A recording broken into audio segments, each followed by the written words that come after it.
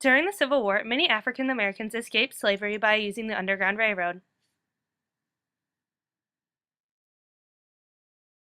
Slaves could take a few different routes depending on where they would go. Most routes went north to free states or into Canada. There were also various other routes leading to Mexico or overseas.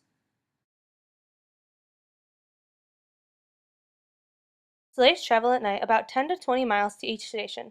They would stop at the so-called stations or depots during the day and rest.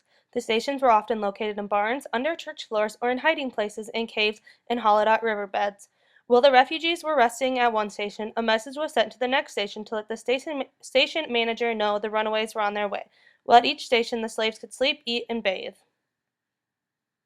William Still, often called the father of the Underground Railroad, helped hundreds of slaves escape, as many as 60 a month, sometimes hiding them in his Philadelphia home.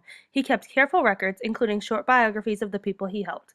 He published these accounts in the book, The Underground Railroad, a valuable resource for historians to understand how the system worked.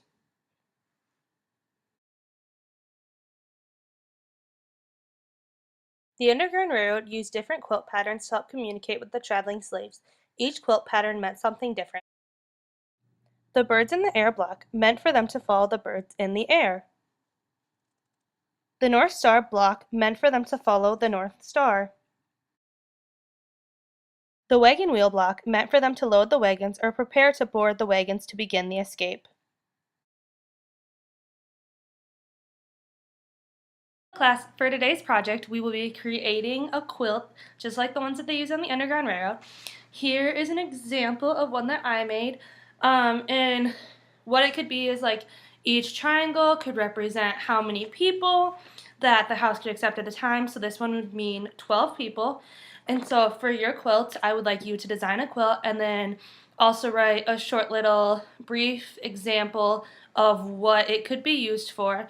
And then I would also like you to write a short little paragraph, about 5 to 8 sentences, about what you think it would be like to take a journey on the Underground Railroad and be a slave.